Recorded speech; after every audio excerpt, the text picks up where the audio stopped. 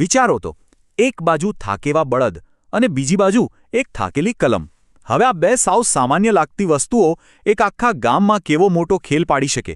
ચાલો આજે એક એવી મજાની ગુજરાતી લોકકથા સાંભળીએ જેમાં એક નાનકડા અપમાનનો બદલો એટલી હોશિયારીથી લેવાયો કે વાત જ જવા દો.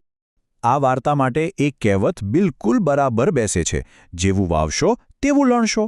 પણ અહીંયા એક નાનકડો વળાંક છે. આ વાર્તા એ જ શીખવે છે કે કર્મોનું ફળ તો મળે જ છે, પણ ક્યારેક એવી રીતે મળે કે આપણે વિચારતા જ રહી જઈએ. તો વાર્તાનું મુખ્ય રહસ્ય શું છે? રહસ્ય એ છે કે કોઈ એક પરિવારમાં મરણનો પ્રસંગ હોય તો એની વિધિ સતત 7 દિવસ સુધી કેમ ચાલે? આ જ સવાલથી વાર્તાની શરૂઆત થાય છે. અને એનું પરિણામ? એનું પરિણામ કંઈક આવું હતું. શોકનો પ્રસંગ હતો, પણ અહીં તો જાણે મેળો જામ્યો હોય એવું લાગે છે.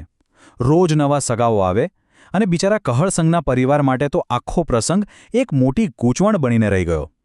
હવે આ આખા અઠવાડિયા ચાલેલા કારજ પાછળનું કારણ શું હતું એ સમજવા માટે આપણે સમયમાં થોડું પાછળ જવું પડશે. વાતની શરૂઆત થઈ હતી એક બળદગાડાથી અને એની સાથે જોડાયેલા એક નાના અમથા મંદુકથી. તો આપણી વાર્તાનો પહેલો ભાગ છે ગાડું અને કપાસ. આ વાર્તાના મુખ્ય બે પાત્રોને મળી લઈએ. એક છે કહળસંઘ, એક ખેડૂત જેને પોતાના બળદ અને ગાડા પર બહુ ગર્વ, અને બીજા છે હરકચંદ શેઠ, આખા ગામમાં એકમાત્ર એવા માણસ જેમને લખતા વાંચતા આવડે. તો એક દિવસ બન્યું એવું કે હરકચંદ શેઠ બજારમાંથી કપાસનો એક ભારેખમ કોથળો લઈને આવતા હતા. રસ્તામાં એમને કહળસંઘ પોતાનું ગાડું લઈને જતો દેખાયો, એટલે એમણે કહળસંઘને વિનંતી કરી કે ભાઈ આ કોથળો જરા ગાડામાં નાખી દે ને.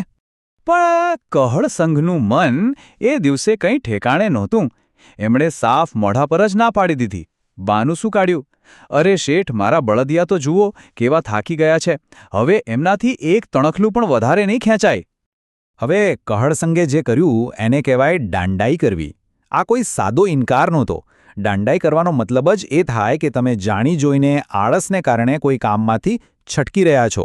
આ સીધે સીધો અનાદર હતો. હવે બિચારા હરકચંદ શેઠ, એમને પેલો ભારે કોથળો માથે મૂકીને ઘર સુધી જવું પડ્યું. એ દિવસે એમને જે અપમાન લાગ્યું એ ક્યારેય ભૂલ્યા નહીં. એ વાતની ગાંઠ વાળી લીધી અને એ પણ એકાદ વર્ષ સુધી એ વાત મનમાં રાખી.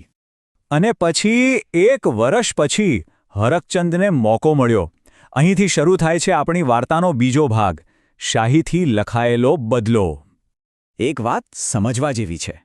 એ જમાનામાં એવા ગામમાં જ્યાં મોટાભાગના લોકો અંગૂઠાછાપ હતા, ત્યાં જે માણસના હાથમાં કલમ હોય ને એ રાજા જેવો જ કહેવાય. એની પાસે એક અનોખી તાકાત હતી. અને કુદરતનો ખેલ જુઓ. એક દિવસ કહળસંઘના પિતાજીનું અવસાન થયું. હવે શોકના સમાચાર સગાવહાલાને પહોંચાડવા માટે કાગળ તો લખાવવા પડે, અને એ લખી કોણ શકે? આખા ગામમાં એક જ માણસ, હરકચંદ શેઠ. કહળસંઘ પાસે એમની પાસે જવા સિવાય બીજો કોઈ રસ્તો જ નહોતો. આજે શોક સંદેશ લખાય એને કાળોતરી કહેવાય. આ એક પરંપરાગત હાથથી લખેલો પત્ર હોય છે, જેમાં મૃત્યુ અને ત્યાર પછીની વિધિઓની તારીખ લખેલી હોય છે. અને આ જ કાળોતરી હરકચંદ શેઠનું હથિયાર બનવાની હતી. હવે જુઓ હરકચંદ શેઠની હોશિયારી. એમણે બદલો લેવા માટે શું કર્યું? એમણે બધા કાગળ લખ્યા, પણ બધામાં તારીખ અલગ અલગ. થોડા કાગળમાં લખ્યું કે કારજ 5માના દિવસે છે, બીજા થોડામાં લખ્યું 6 અને 7મે આવજો, અને બાકીનામાં તો 8મ, 9મ, 10મ એમ છેક 11 સુધીની તારીખો લખી નાખી. અને પછી બસ પત્રો મોકલીને રાહ જોવા લાગ્યા. તો આ યોજનાનું શું થયું? ચાલો હવે વાર્તાના સૌથી રોચક ભાગ તરફ જઈએ, અક્ષર જ્ઞાનનો પાઠ. યોજના એકદમ બરાબર કામ કરી ગઈ. કહળસંઘના ઘરે તો જાણે આખું અઠવાડિયું મહેમાનોનો મેળો ભરાયો. રોજ કોઈને કોઈ સગા શોક કરવા આવે. બિચારા ઘરવાળા તો હેરાન પરેશાન થઈ ગયા.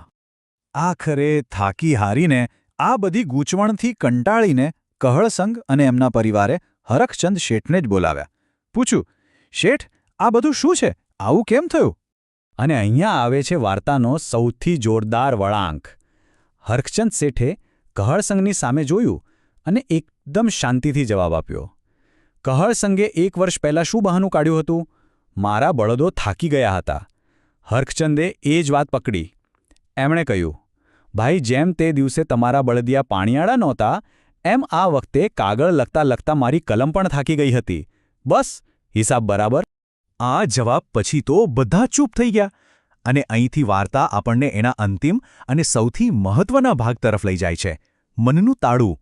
પછી તો ગામના વડીલો, જે ડાહ્યા માણસો હતા, એ વચ્ચે પડ્યા. એમણે બંનેને ભેગા કરીને સમજાવ્યું, કહ્યું કે ભાઈ, આપણે એક સમાજમાં રહીએ છીએ, અહીં તો એકબીજાને મદદ કરીને જ આગળ વધાય, એકબીજાના સહારે જ સૌની સફળતા છે. અને એમણે એક સરસ ગામડાની કહેવત કહી, આપણે વેત નમીએ તો કોઈ હાથ નમે. મતલબ કે જો આપણે કોઈના માટે થોડું ઝૂકીશું, થોડી મદદ કરીશું, તો સામેવાળી વ્યક્તિ પણ જરૂર પડે આપણો હાથ પકડવા આવશે. અને એ દિવસે કહળ સંઘની અક્કલનું તાળું ઉઘડી ગયું. આ બહુ સુંદર ગુજરાતી રૂઢિપ્રયોગ છે. એનો મતલબ છે કે એને અચાનક પોતાની ભૂલનું ભાન થયું.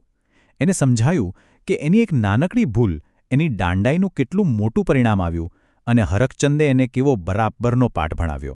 આવી નાની નાની લોકકથાઓ છે ને, એ જીવનના બહુ મોટા પાઠ શીખવી જાય છે. જરા વિચારો, આવી કોઈ સાધારણ વાર્તામાંથી મળેલો સૌથી ચતુરાઈભર્યો બોધ કયો છે, જે હંમેશા યાદ રહી ગયો હોય?